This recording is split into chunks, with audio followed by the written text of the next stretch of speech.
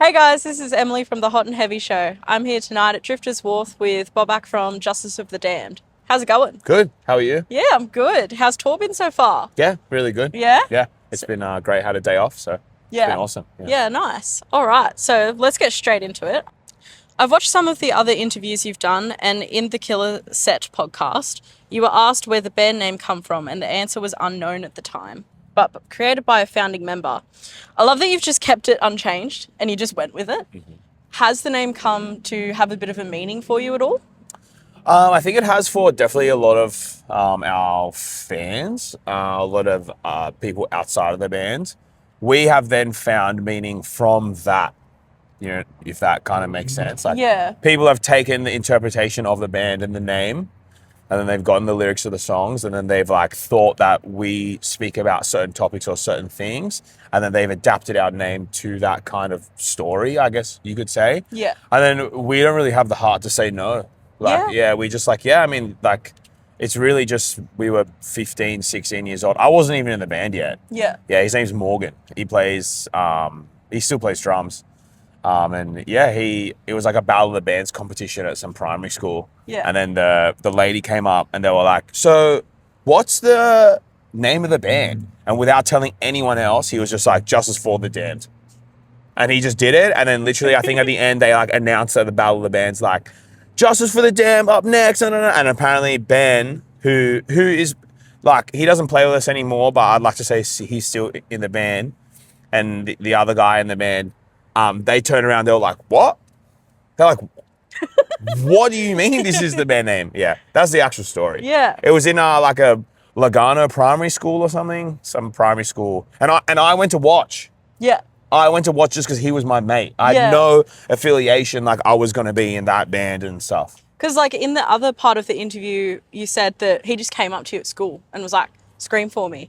Yeah, essentially, yeah. And that's how you joined Yeah. the band. You Yeah. proved that you could scream. Yeah, and then went to like a band practice, and originally the band was kind of like System of a Down covers, heaps of like Rise Against, like that Metallica kind of like vibe. Yeah. But everyone in the band really liked Lamb of God, Bull for My Valentine, all this stuff. They tried out a singer, didn't really like work out, and then they just had this conversation of being like, what if we got someone to scream? And then we were friends, me and Morgan.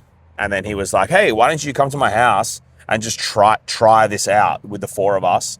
And then we essentially wrote like our first song. What was Yeah. your first song? It's called The Fight, The I Fight. think. Yeah. It's more than 10 years ago now. Yeah. Yeah. Is it I still think available? if you Google it, it should come up, but it's like Yeah. it's like rough demo. It's not like, yeah. You got a deep dive. for Yeah, it. it's not like, it's not on Bandcamp. Like, you got to really deep dive for it. Yeah. Yeah. All right. Well, you've given me some research for later. Yeah, please don't look it up. Don't do it. All right. So my next question is: you featured on Paleface's album Fear and Dagger for the song Hellhole, which is a fucking banger, by the way. Love that song. How did you connect with a large band from the other side of the world for a collaboration? And can we potentially expect a live feature when they come here later this year? I don't think they play it live. Oh. Yeah, I know. I have checked out their set list every now and again, just in case. I don't think they play it live. How it came about, there was actually a graphic designer. I don't remember their name, which is really unfortunate. But it was a graphic designer. I use them for merch or something. Like, my DMs are open to them.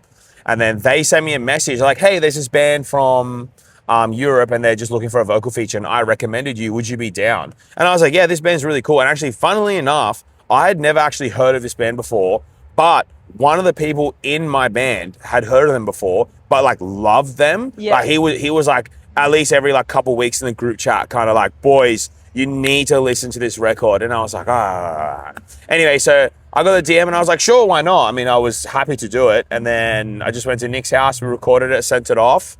And then, that turned out being Paleface. And yeah, I just kind of like, I think they just wanted a different flavor, like a different flavor, someone outside of Europe as well. I think is probably what they were looking for. Yeah. And then, funnily enough, after that, I actually met Zelly I think it was both of our first times in America, or maybe it was our second time, their first time in America. They were opening for Body Snatcher, I think. We both played Nashville, and then we met up in person, and we just said hello. I think we have a photo together on Instagram. Yeah, okay. And we keep it up to date.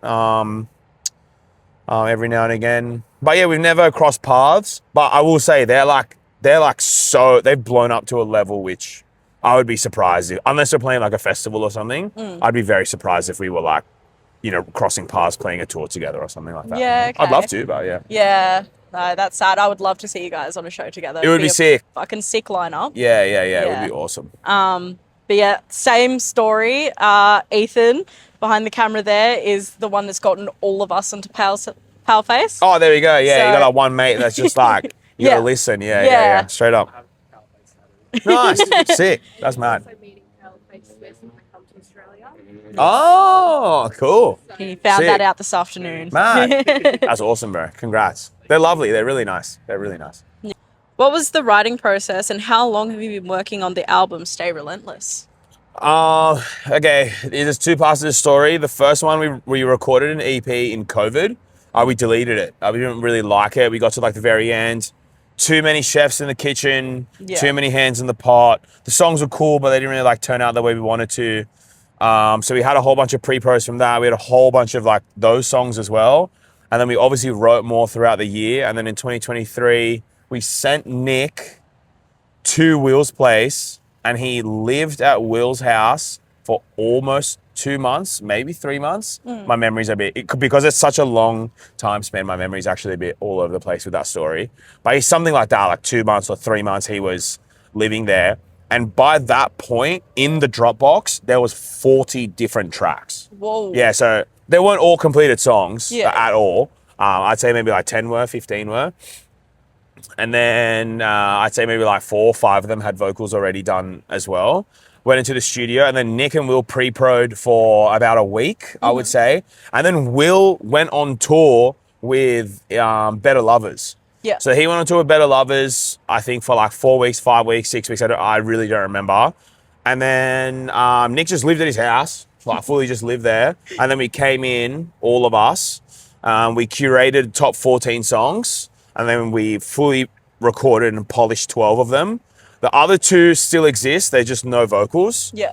There is a mix of those 2 songs. There's just no vocals. Honestly, the lyrics that I wrote for one of them and the other one we wrote all together, I just thought it wasn't up to the same caliber as the rest of the album.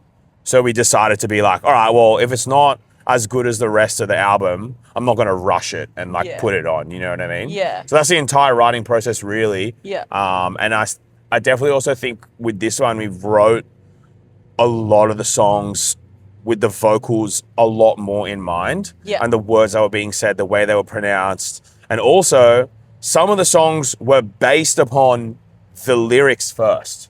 So Yeah, we wrote okay. lyrics first and then the music came after. Yeah. One of them is the title track, Stay Relentless. Yeah, I okay. give all credit to Nick for that one though. Did he write I literally that? came home, I came to his house and he pressed the space bar and I was like, oh, this song is done. There's not really anything we really need to change here. We just Yeah. did a whole bunch of demos. And then that was one of the ones, actually, you know what? I think maybe like 9 out of the 11 or 12 or 9 out of the 14 songs, in all honesty, were all pretty much like 95% of what they are on the record on the demo. Yeah. A lot didn't change, but that's because we stylistically changed like the sound or like what we're like trying to like achieve, you know what I mean? Yeah. We had like a very clear vision that we wanted to be a lot more mosh, mosh metal. We didn't want it to be kind of like the other way around because we all like different types of music. So sorry, I'm babbling on here. No. Go for it. Yeah, we just all know, we all love different styles of metal. Yeah. And we don't really want to be that band that like every song kind of sounds the same. Yeah. And that's why it's really hard to pick singles because Yeah. there's a couple of songs on the most recent album that are quite metally, like very metal, but we didn't choose them as the singles because when we play them live, they don't go off as hard. Yeah. So we'd rather choose and curate songs that are purely based on the live show. Yeah. Like we don't necessarily have like a strong attachment to like the online sales, the streaming, whether we land this playlist, whether this, PR company or Spotify put us like up on the The charts. but yeah, and like stuff. all of that Yeah. stuff. Like it's cool, it's awesome. I'm very grateful. Yeah. Nothing wrong with that. But the thing that we like prioritize the most like is the live show. Yeah. So the songs that we write are for the live show. Yeah. You know what I mean? Yeah. Yeah. Cool. As a listener and someone in the crowd, I think like, I can honestly say that, and probably speak on behalf of a lot of people, that we appreciate that more. Cool. Yeah. Cool. Thank you. Yeah, but like also like as a band, it's so okay if you want to like, you know, hit the charts on Spotify and shit. Yeah, like, yeah. awesome. We still do, which is awesome. You know what I mean? Like we still achieve those like goals, which is like awesome. We have a good team. We do a lot of stuff ourselves, and we have no hate. I have no hate to anyone that, you know, that's like what they want to do. Yeah. But we just don't care as much as other people do. We care the other way around. Yeah. You know what I mean? Yeah. I find in like the metal and like more the hardcore scenes, it's so much more community based. Yes. You definitely agree? Yeah, like, definitely, yeah. Like I saw like some bands in LA like did a fundraiser and like raised over $10,000 for like victims of Gaza or something only a few days ago. Yeah. And like being part of like the Newcastle hardcore scene, like wearing a Scorn t-shirt right now, it's very community based, and the more involvement I have with the Hot and Heavy show, the more I'm realizing it's not just like Newcastle and Sydney and Brisbane and stuff. It's worldwide. Yeah. Every scene has the same values, and it's really nice getting to talk to the musicians in the scene that fully agree on that, and that's what their goals are. It's not just the fans, and it's awesome. It's my little ramble there, but I've been actively thinking about that today. Like I had a chat with my boss about it this morning. I was like, that is awesome that it's gone like worldwide. It's like it's everywhere. It's a very community-based thing, and I think it's beautiful. It's very beautiful. It's very good. You've mentioned that Stay Relentless was written during a time of personal challenge. Can you delve into these challenges, into how these challenges shaped the lyrical and musical direction of the album? Yeah, sure. We essentially were faced with, I guess, a whole different set of personal complications, roadblocks. I mean, the biggest one, which is quite obvious, we don't like to talk about it anymore. We don't want to like milk it. You know, like we don't want to be one of those bands that just keep bringing it up. But Chaz, our drummer, did have cancer. It's just the card that he was dealt, and we had to deal with it not only personally but also like as a band. Because unfortunately, although, you know, back to like what I was saying before, although we don't care about, or we don't care as much about, you know, the politics of charting numbers, blah blah blah, like the money, blah, blah, blah, like all of that, like BS. We know that if you stop touring, like if you stop to start again, is a whole like can of worms, you know, like it's hard to like completely restart the band. So it was kind of like this thing where we had to figure out a way to keep the band going for almost 2 years, but also wait for him to catch up with his health, and then also time the new music at the same time. So it was like a very, very, there was nothing locked in weekly, you know, like every week things would change, you know what I mean? Like doctor said this would happen, all right, let's maybe like release music here, didn't happen, okay, cool, let's go to the next week, all right, and it was just like that, and then it became months, and then that's it. Then we basically got to the middle of 2024, and then he pretty much got the green light, and then his body like recovered, and then from that point onwards, then you have the whole record label this, record label that. And then I'm not even gonna lie to you, I feel like I'm rambling on right now. I don't even know if I'm answering the question. No. And then you have like the record labels just keep going. The record labels have their own set times. Like you can't go to a record label unless you're like Bring Me the Horizon, like you're the biggest band on the roster. You can't go to them and be like, I want to release it this time. Yeah. Because they're like, no. We have a schedule. Like we have a full 12-month schedule, and we can only slot you in like January and like August. Yeah. We can't like fit you in. So that was like a whole other thing where we're like, all right, cool. Like we can release music. And then it was like, oh, but you got to like talk to like all these people that are interested in your music. And then at the end of it, we just went with none of them. Yeah, okay. We just went independent worldwide, and then we just kept a Grayscale in Australia. Yeah. Just because they're our friends and Yeah, okay. True. That's really interesting. Yeah. I'm also sorry that you had to go through that. And I'm also like so sorry for Chaz. So good. Like, yeah, he's heaps good now. So yeah. He's perfect actually. Yeah, he's really good. Oh, that's really nice to hear. Yeah. I'm Yeah, I'm really glad to hear that. The track Built to be Broken has been described as showcasing some of your most intense work yet. What was the creative process behind this song, and how does it set the tone for the rest of the album? It's a great question. Great question, actually. It sets the tone simply in both ways, sonically and thematically, lyrically, whatever you want to say. Yeah. It's in the name, Built to be Broken. It's literally exactly what we just talked about before, kind of just overcoming all of those things. Yeah. And that's actually probably why we chose that and Stay Relentless to be the first two singles. Yeah. Because lyrically they kind of mold that way. And then with Built to be Broken, lyrically, I wrote that one. And I used some of Chaz's lyrics as well. And then that one's actually a little bit of a simple one. I'm not going to lie to you. That was the first one where I heard the song. I was like, yep, that is definitely going to be one of the singles. And then I wrote the lyrics to it. And I tried to keep it a little bit more, I don't want to say dumb, but just a little bit more, I guess, like I don't know another word. Yeah, digestible lyrics, nothing too crazy, simple. And then I wrote one of the lines as a joke. And then Will was like, yep, I like it. And I was like, oh, okay, cool. What was the joke? The line was, throw stones from your glass house, but you're still just another peasant. That's fucking hard. Yeah, and then he was like, yeah, that's good. And I was like, oh, I wrote that like for lols. Like I was like, oh, it's true. Yeah, cool. The song's done. Awesome. There we go. And that was it. Yeah. So was that your quickest song on the album?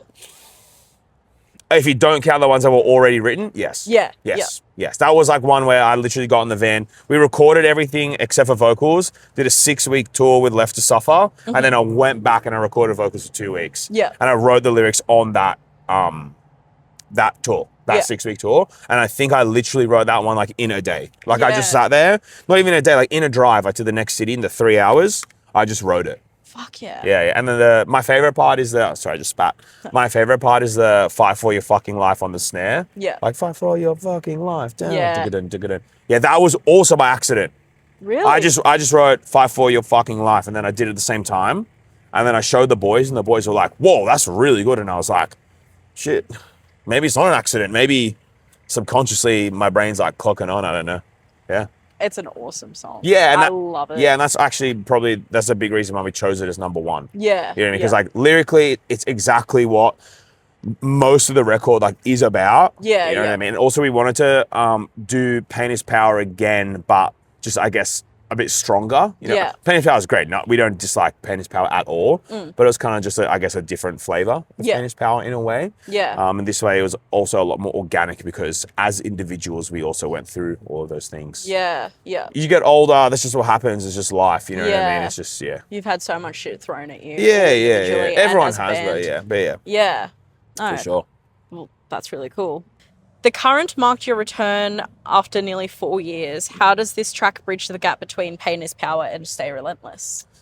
Great question again. So the thing with The Current was the reason why we chose it is because sonically it was so different to anything that we've done before. And we played it live for almost 2 years. Something that we did with Pain is Power and even the record before that, we would record these songs like a 12 song album. It's like 30, 35 minutes.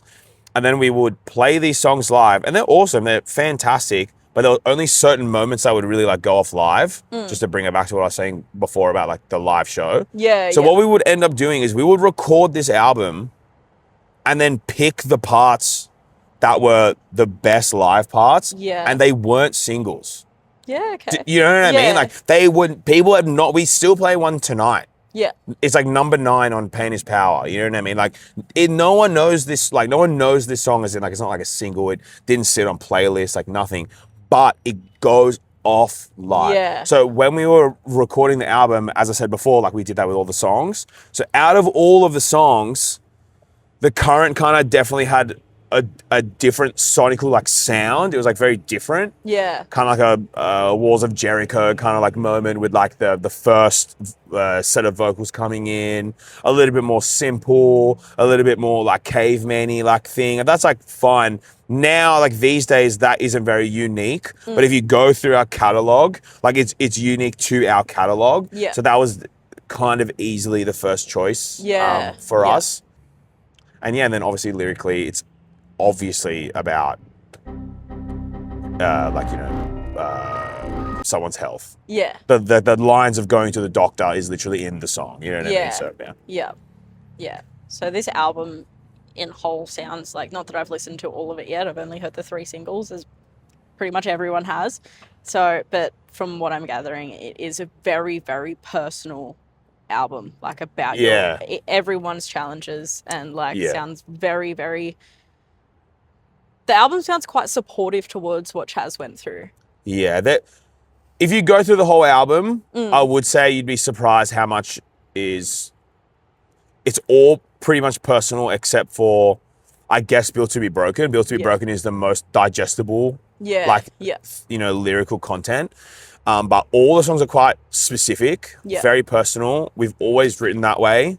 But this time, it's the first time that some of us don't even know what the other person wrote it about. Yeah, okay. Like, it's that personal. Wow. Yeah, there's like 2 songs that like, I literally said, I don't even want to know. Like, I didn't even want to pry you. Like, they wrote the lyrics. I looked at the lyrics and I was like, I will sing that.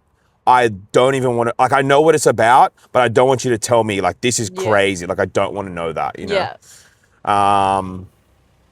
Yeah. Wow. That is really strong. Yeah. It's pretty deep, yeah. I think all of our songs are. It just kind of gets, like, shrouded by, I guess you could say, the screaming, like the intensity of the music until you actually open the booklet or like go to Genius and actually read the lyrics. I don't really think people realize like, oh, this is like very specific, very personal. Yeah. And then we try and make it general. Like we try and make it like approachable for everyone. Yeah. You know what I mean? We try and kind of like blend that in, but yeah, it's hard sometimes. Yeah. No, but it's also your music. Yeah, absolutely. Can you share how the name Stay Relentless encapsulates your personal and collective experiences these past few years, which you kind of have already, but the actual name Stay Relentless, like, is that, like, did you guys just say that? Did you pull it out of your pocket in, like, conversation, or was... It was actually one of the ones that Nick wrote before we went in. So that was the song that I walked in, pressed play, and he had done everything already. Yeah, and then when we finished the album, we didn't choose an album name for almost more than... It took us like 8 or 9 months to pick an album name. Wow. And then one day, I was listening to the album, and then I was like, oh, Stay Relentless. It's so simple, so catchy, got it, done. And then the 2.0 version of that was Relentless. Yeah. Yeah. But then there's a Sydney band, Relentless. And then also I thought Stay Relentless would also be cooler. Looks cooler on merch, you know what I mean? I really like it, and I think it follows really, really nicely, especially with the album artwork as well. Yeah. Follows really nicely after Pain is Power. Yeah. It just goes so well, like having like a 3-word like album name. Yeah. Straight up. Yeah, no, it looks really good, and yeah, it sounds hard as fuck. That's cool, yeah. Yeah. And then once we started saying it, we were like, oh, this is the one. Yeah. We're like, oh, we got it. So was it originally the lyric, and then you decided to go with like that? Yeah. The album was done, and then like 8 months later, we were like, yeah, let's just go with that. Go with that. The other one it's a lyric from... Oh my God, I forget the song name because in my head I have the demo name. But the lyric is forging a path through darkness. That was the other option of it, but I don't know, it kind of felt like a little bit tacky. I was kind of like, oh. I like it, but it also that sounds like more... A bit more emo. Also, like it's new not metal like... kind of sound. Correct. It wasn't like very like... It's not like, to me, it doesn't sound like super hardcore. I wanted to sound like someone was climbing a mountain. Yeah. Do you know what I mean? That's what I wanted it to like, when you thought about Stay Relentless, I wanted you like to picture someone like doing something really hard. Well, not like crying about something and then like being sad about it. Yeah. But they're so similar. Do you know what I mean? Like they're so close. You know what I mean? And we would like lean one way, then lean the other way, and then lean one way. Yeah. Yeah. Like on the day of the single release, I saw you guys reposted on your story of a girl that was at the gym, and she was like, "Thank you for releasing my new workout song." Oh yeah. I was like, we "Fuck get that yeah!" a Like, lot. It's perfect for it. Yeah. So I think you make music for doing hard activities. Yeah. I guess so. Yeah. Yeah. I just spoke it into existence, I guess. You've toured extensively across Australia, the US, and Europe. How have these international experiences influenced your performance style on this new album?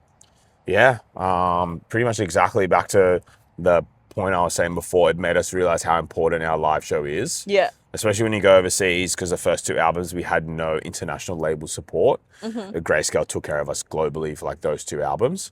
So it all depended on the live show. And then as that grew and as we like tried to lock in on our live show, we then, byproduct of that, started writing music that was specifically for the live show. Yeah. And that really kind of like changed us as musicians, really. Yeah. Because we don't run any electrical rig. There's no in-ears. There's no, like, it's just guitar, bass, drums, mic, guitar. Really? Yeah, that's like all it is. It's all it's ever been. We've never ran. Oh, there was one time in 2018. Yeah. We ran in-ears for like 2 tours. And we're like, oh, this is annoying. Too much work. We'll put it away. Just the motto we had was literally play better.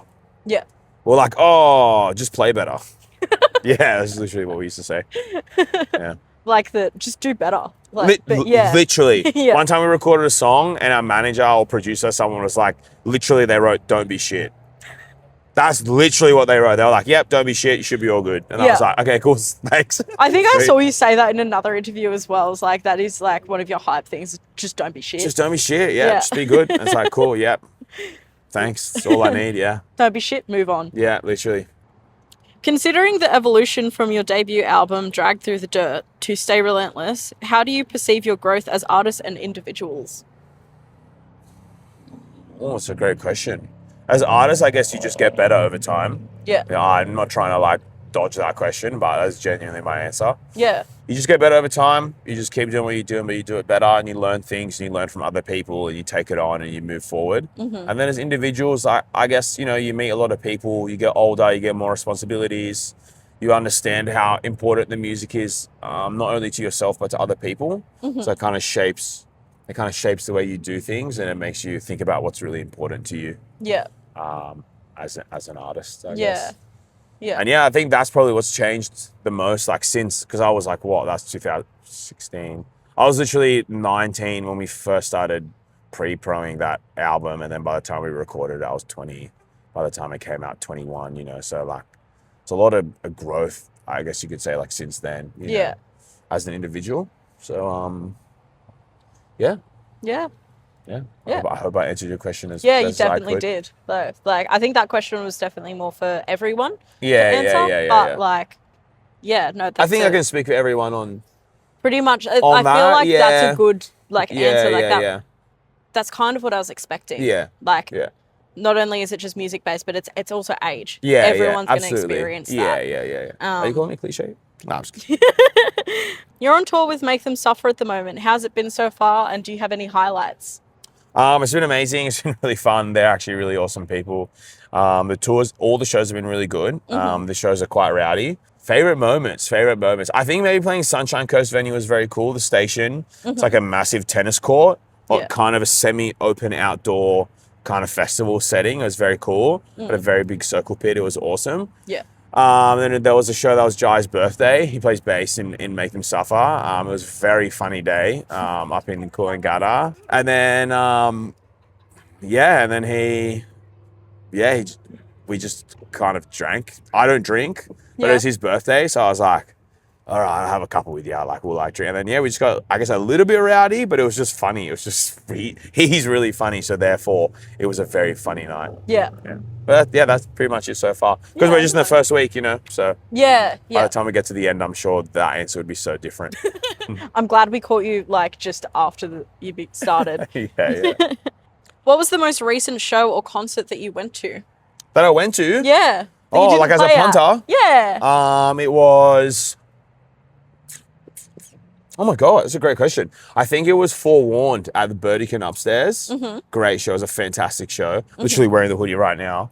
I think that's it. Yeah, it was amazing. Yeah, it was a fantastic show. Do you get to go to shows much, like just as a patron? Yeah. Now for maybe in the last 12 months, we've pulled back from a lot of the international touring. Yeah. So I go to shows all the time in Sydney. Yeah. Yeah, like all the time. All the time. I go at least every week or two. Yeah, nice. Yeah. Because when you're away, you hate like seeing it all on your phone and you're like, fuck, I wish I was there. Like, I love that band. Like, I wish I was there. You know what I mean? Yeah. And it's quite nice to like go to a local show and then like pay pay money like for the show, because you want to support them. You know what I Yeah, mean? yeah. Yeah, it's nice. It's Yeah, really nice, no, that's really cute. I like that answer. Where's the weirdest place you've slept while on tour? Technically, the worst place I've slept is two places. One is obviously the back of a Ford Transit. Yeah. It's like a van. We had to take everything off, put a bed down, but like the spikes still get at ya. And then the second one, we stayed at the dodgiest motel ever. We heard like bullets. It was just so dodgy. And then like the bed smelled like cigarette, and I was like, yo. That's technically my answer. Yeah. But it's not really that exciting of an answer because I'm a little bit of an itinerary guy. Yeah. Like I'll book stuff like months in advance. Yeah. Because if you do it, it's so cheap. Yeah. That way we don't need to stay in the worst place of all time. Yeah. Do you know what I mean? You can buy something, you can get something that's not going to break the bank, but it's not like Yeah. a shithole. You got to know be what I mean? You got to book it. But in I'm not advance. boasting. I'm not saying I'm the best. I'm just saying, yeah. No, you look I don't after have a- yourself. You're Yeah, I don't have comfortable. I don't have an exciting answer, but I wish I did. No, that's okay. I have one final question. Shoot. Are the burgers better at Hungry Jack's? Yes. Are you absolutely kidding me? Of course they are. But everything else, no. That's why no one goes there. Yeah. Good. Glad I got to it. Also, like a consistent 7.5 out of 10 will always beat a 1 off 10 out of 10. Yeah. Like if you go to Hungry Jack's and you get like a shit burger, but then you go the next time and it's like the greatest fast food burger you've ever had. In your brain, you're like, that's 50-50. That's not good. But if you go to Macca's and if it's consistently 7 out of 10, 8 out of 10, it might not be the best. But it's consistently whatever. Yeah, it's all good. Burgers are better. Burgers are definitely better at Hungry Jack's. My last question is, we'll let this guy go. My last question is, do you have any advice for new and upcoming bands? Yeah. Don't worry about signing to a record label. Write good music. Do yourself. The only thing I will say, I guess maybe invest a little money into is like do like good recordings of your tunes. They are gonna live forever. Yeah. You know what I mean? Like just do it properly, get a mix, find someone you like, and just tour. Get good live, don't be shit. Don't be shit. Don't be shit. Yep. And that's really it. You don't worry about the money. Don't worry about being famous. Don't worry about any of the BS. Yeah. It's actually really funny you say that. I literally say that on stage, like every show for the past like year. It's just, just do it. You know, Yeah. you just got to do it. And don't let anyone convince you that a 90-10 deal is what you should do. Or if a record label offers you like a $50,000 advance, but they're going to own your music forever. You just got to watch out for those things. You got to think of who you are as an individual and where your band is, and then go from there. Have You your know what I values mean? set in place. Yeah. Like I know like a lot of bands personally and professionally that have unfortunately gone down certain paths which have led them to be financially incapable of buying a set of flights. Yeah. Do you know what I Yeah. mean? Like they simply cannot function as an entity, as a business. You know what I mean? Yeah. And you keep it DIY, you keep everything in-house, you make friends, you're nice to people. It all comes back full circle, you know, like that's the Yeah. community aspect of it all, you know? Yeah. Yeah. Cool. That's an awesome answer. All right. We'll wrap it up there then. Awesome. Thank you guys. Thank you so much.